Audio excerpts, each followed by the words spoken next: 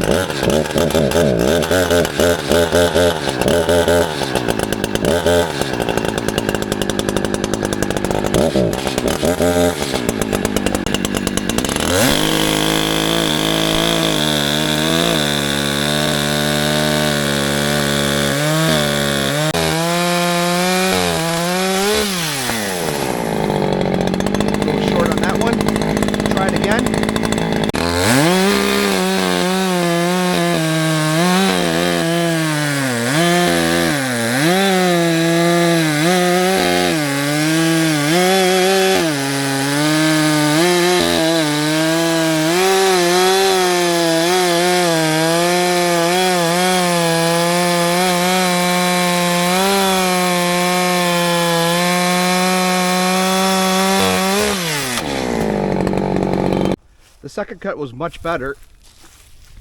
As you can see here, this one fell a little short. We have the saw sitting back up on the bench here, and the bench is pretty much cleared out because it's going to be our work area. You can see we have another box sitting there. Time to open up another one, and I got my other camera set up, so we'll be flipping between the camera and up there. Anywho, in order to do this modification, per the title, we need to open what's in that box because I think it's going to be something I will need to help with the muffler. Hello, social media. Let's open up another box, shall we? Alright, as I mentioned earlier, this is going to be an abbreviated box opening. The company is Wen. So I wanted something with a good rating, but at the same time was going to be durable enough to withstand everything that I'm going to put on it. I ended up ordering a Wen rotary tool. For lack of a better term, it's more like a Dremel. And this is what I'm going to use to make the modifications to the saw on the muffler, and we will get into that here shortly. And I don't have any delusions about how long this is going to take. This is probably going to take me easily a few hours to get completed. I'll post the time at the end of the video of how long it actually took, but for those of you that know me on social media, I'm very particular, or AKA OCD, about several things that I'm working on, especially these little projects. I pay attention to a lot of detail, and I want to make sure that I do this correctly and methodically as I go through it. So that 2 hours may actually be 3 or 4 hours, but we'll give you an update there as soon as we're done. I'll try to do a step-by-step as we go through it. The saw works perfectly fine. It does the job it is intended to do. The 620, 59, 60 cc engine in it, 27-inch bar, full wrap handle. It does the job it's supposed to do, and it works very well. However, whenever I press on the trigger to make the saw go, it feels like in my hand that it has so much more to give as far as power goes. And I can just sense it. And for those of you that are professional arborists and you've had your saws ported, you've done all these modifications to it, you know what I mean. You know, you get a stock saw from the factory and you start revving it up, and you can just feel it through your body that this piece of machinery can do a lot more as far as power is concerned.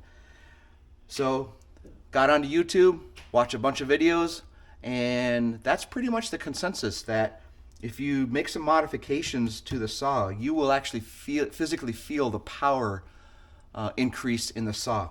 Now, I don't know the numbers on it. You know, am I going to get more cc's out of it from a power perspective, I know it's a 60cc saw, but does it become more like a 65cc saw? Or do I get a 20% gain in horsepower? Don't know the answer to that. I don't do the numbers on that, but I have seen enough videos to see that the performance gain in the saws that they have done this modifications to has been significant. In some cases, about 30%. For example, one video I was watching, the cutting time on logs, like I just did a while back here, a few seconds ago, a few minutes ago, whatever, it went from like 13 seconds down to 10 seconds, 13.5 seconds down to 10 seconds. That's a little more than 30%. So is that worth it? In my opinion, probably. So that's what I am attempting to do with this saw, and I'm going to be very deliberate and methodical and particular of how I get everything done here. So enough of that long rant. Let's get into it. First thing I'm going to do is take this bar and chain off, because we want to be able to maneuver around the saw pretty nicely, and then we'll start taking the components off. So stay tuned.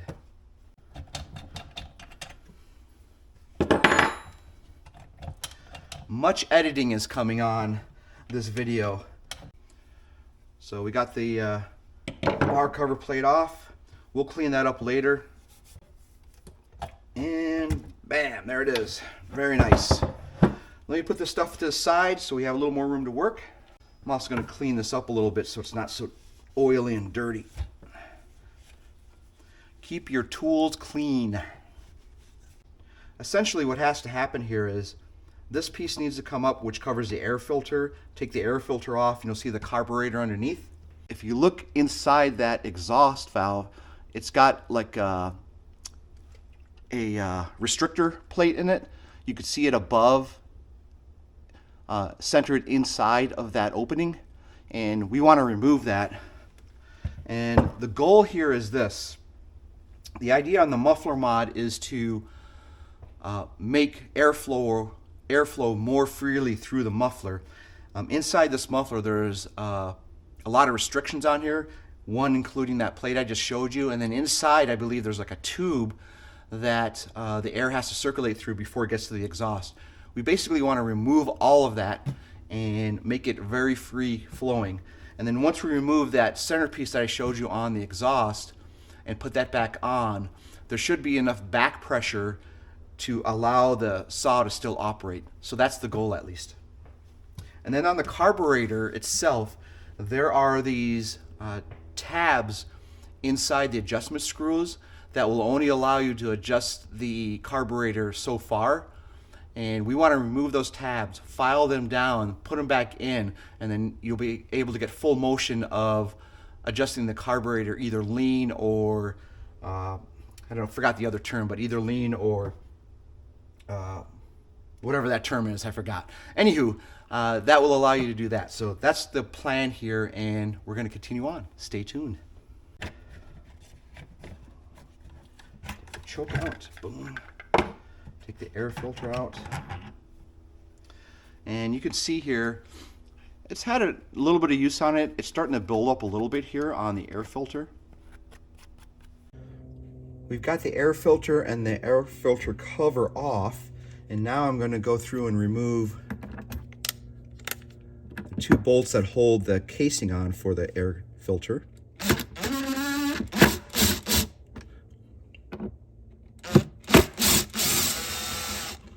Very nice. Pretty straightforward. So you've got this hole here that goes into this slot over here when I put this back on. And you can see there's a little bit of buildup here starting on the carburetor. I have an air compressor which I'm going to blow air on this pretty heavily once we get everything back in place here. Actually, I should probably do it before I start getting into the carburetor, which I will do here shortly. You see these two red plastic pieces here inside the carburetor? Those are what I need to remove. Those are the restrictor pieces that are preventing tuning of the carburetor past a certain point. So on the choke here, this little rubber gasket here slides into the slot. So I'm just going to gently remove that.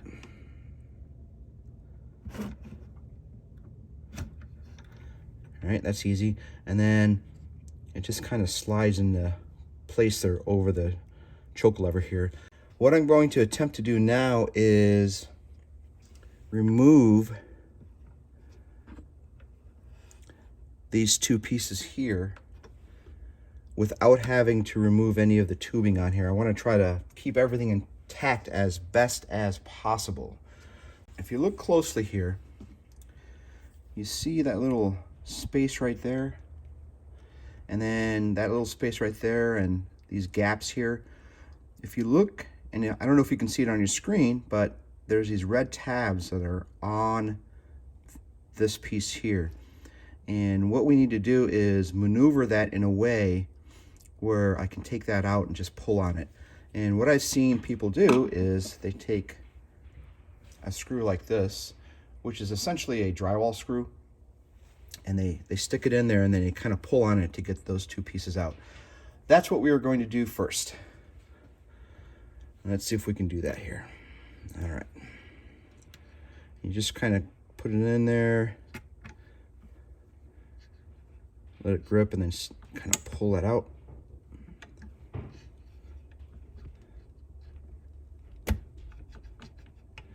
Oh yeah, it's coming. There it is. I'm going to do the same thing here. See, I got my screw in there. This is a coarse drywall screw that I'm using. Got a ton of those around. If you've watched my other videos, I've been using a lot of drywall in the place here, and we're just going to try to pull that one out too. Yep, there it goes. And there it is. Okay, so I've got that tab piece, that limiter inside the vise, as you can see, and all we're going to do here now is grind that little piece off that is sticking off on the tube, which is this piece right here, as you can see.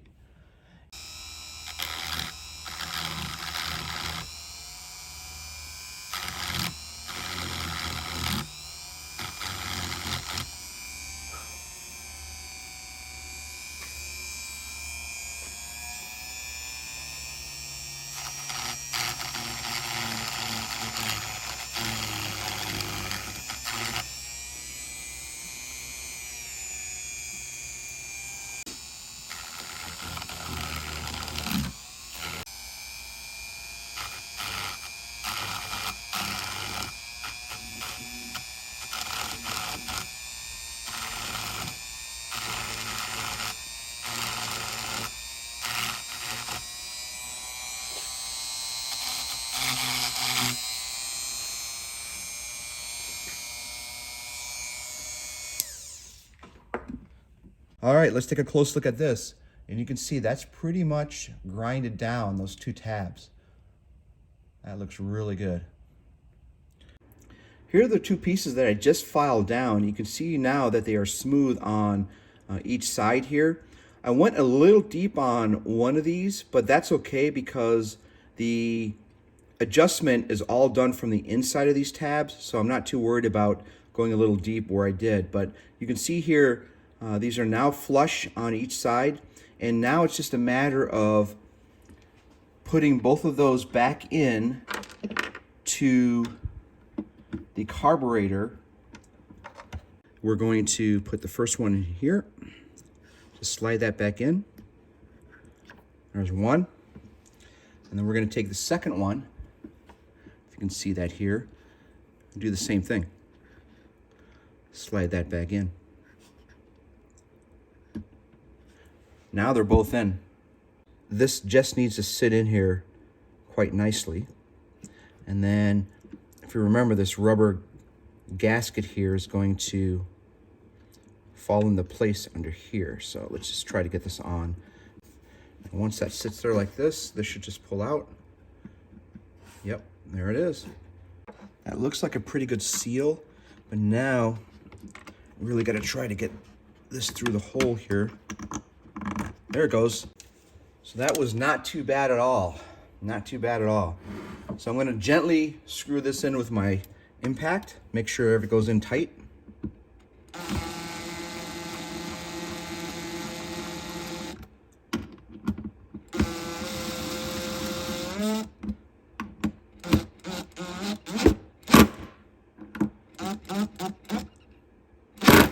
Done. That's nice and tight. The seal around the air intake here, I believe, is nice and tight. Yeah, it looks really good. Let's just make sure the choke opens up nicely. Oh, it does. You can see that it's shut. Now it's open. Shut. Now it's open. Switch looks good. And everything is back in place. The next thing I want to do is I want to put an O-ring around this section here. And what that is going to do is prevent dust and particles from getting into this whole location here. This is where your air flows through, and that O-ring will help seal all this off and prevent dust and everything from getting into there.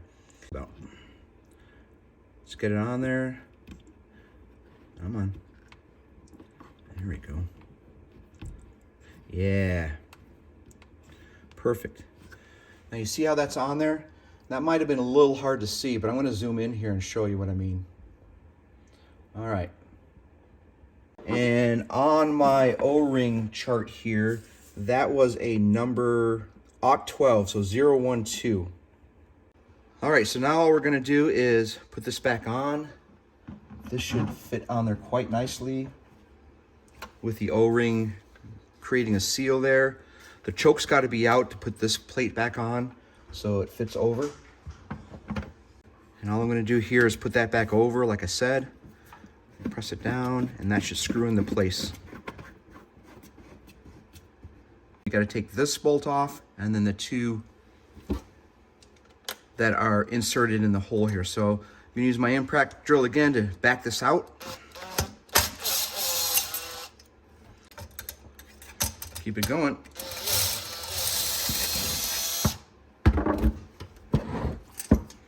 All right, there's one. Let's see if we can get this other one off. There we go. Woo! I think we've got a couple more here that we need to take off. So let's go ahead and do that.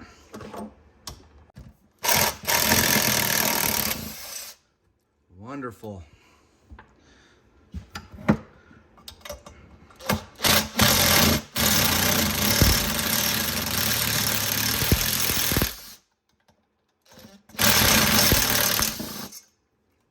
Total of 4 bolts. And there it is. So let's show you that. 2 bolts that go into here, and then 2 at the bottom that hold this muffler in place. Same situation.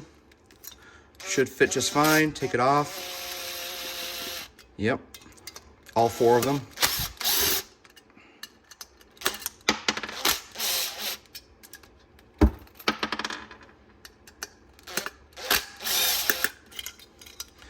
Wonderful. You got the spark screen here, and then you've got this piece here, exhaust piece. And you'll notice that it's raised on the inside, and then right here is where the exhaust comes through. And this is very limiting, this whole thing here, because you're only getting this amount of volume. You're only getting this amount of volume coming through for your air to get out of the port from the engine. So it's restrictive, so it's got to come through the bottom here, boom, make a turn, and then come back out this way. You can see how this is restrictive here. And you see that little pipe in the middle?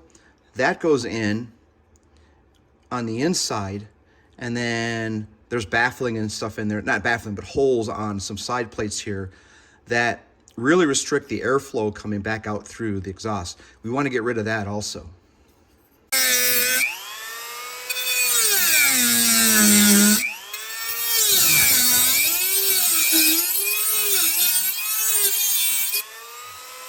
That's a lot of sparks coming out there. That's all right.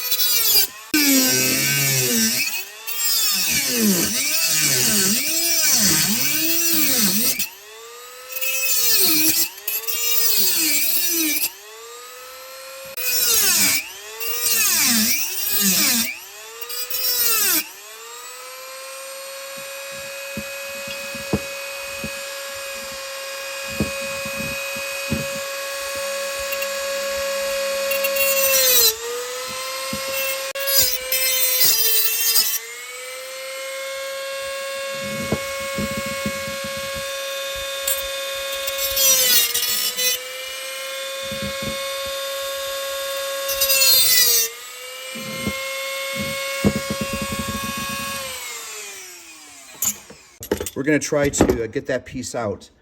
And I've got a screwdriver here. Just want to make sure that this is kind of loose. And we'll just start twisting this out. Doesn't matter if I damage this piece that I'm trying to cut out. The whole purpose here is to get rid of this thing. Oh, I just bent that a little bit, so got to be careful. I'm going to bend that back. I just bent that in a little bit. I'm going to bend that back as soon as I get this piece out. Wow. Got to be careful there. Again, I don't care how this comes out. This is all trash.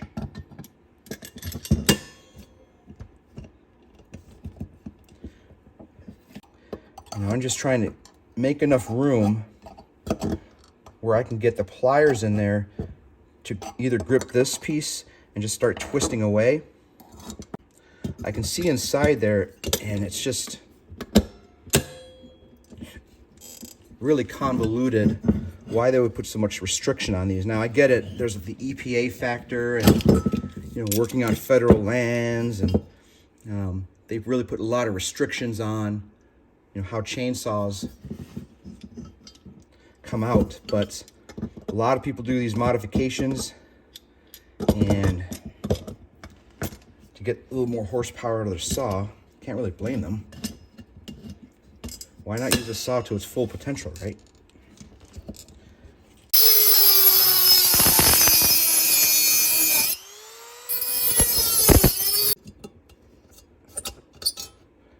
Take that out.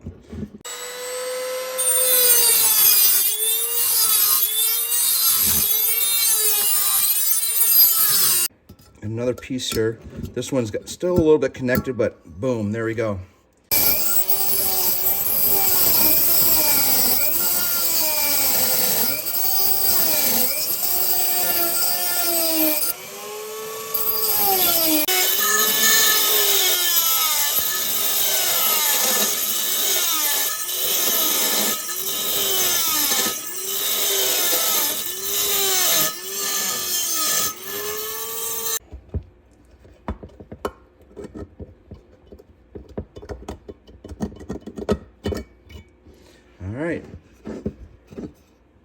All right, here's another chunk.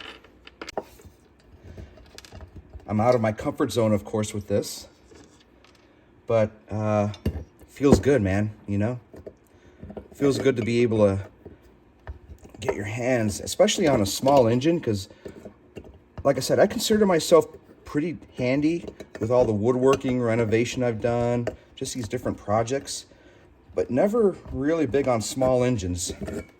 Could never get into it. Never really had that knack.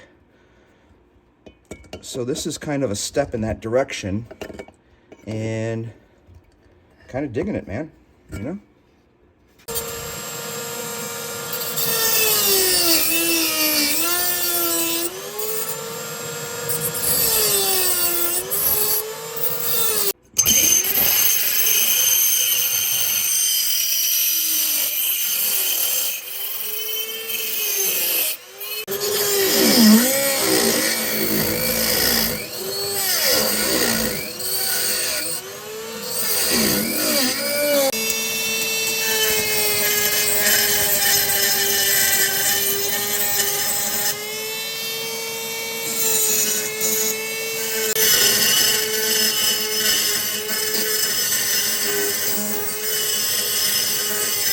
I believe I am finished.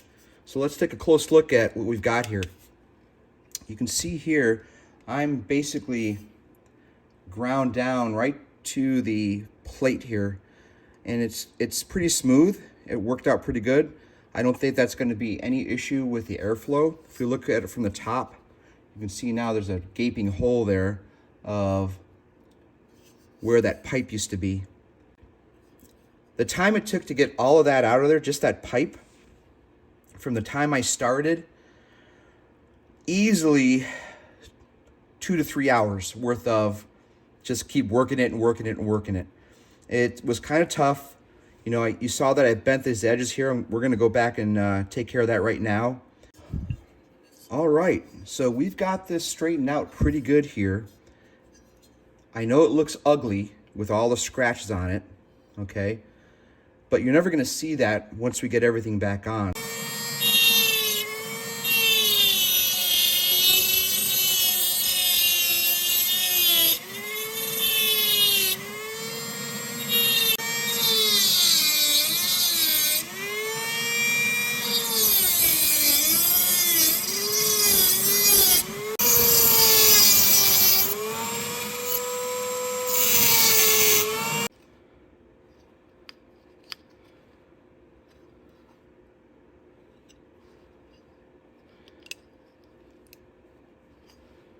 There we go. That's just twisted off right there. So we still have a little bit of an edge here, and I'm going to bend that back, try to cut that off, and then clean up the edges, and then we should be good to go with the airflow. You can see we've got plenty of airflow now in that channel. That restrictive plate is off. The edges are cleaned up pretty good, and essentially we are ready to put this back on the muffler. Just a matter of lining these up now. Here we go.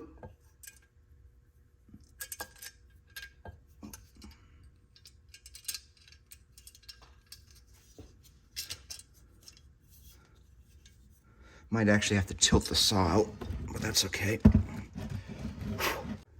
I've managed to get the muffler back onto the saw here, and it went on pretty good. Had to finagle it a little bit, but eventually it went on.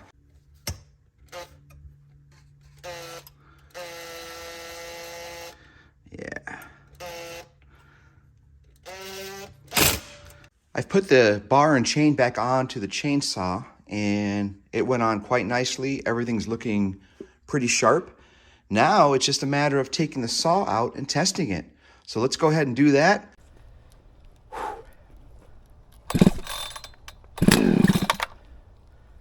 That's good.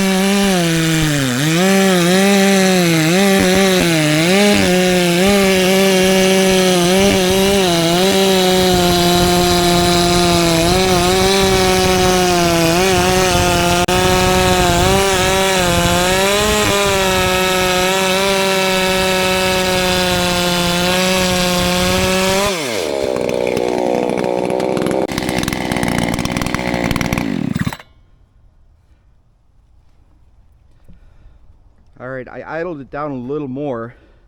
I think it's still a little rich, but we're gonna leave it like that for now. I just made the adjustment to the idle on the chainsaw here, and I ended up taking off the limiter caps that were on the high and low on the carburetor adjustment. It was much easier for me to make the adjustment with the screwdriver once I got that in there. And it seems to be idling very nice now.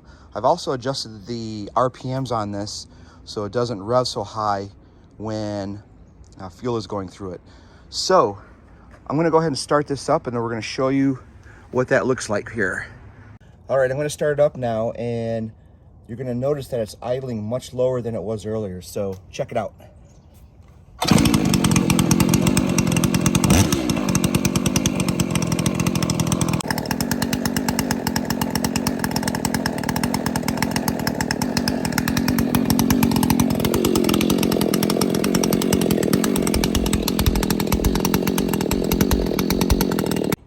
So it's idling much lower, which is really nice.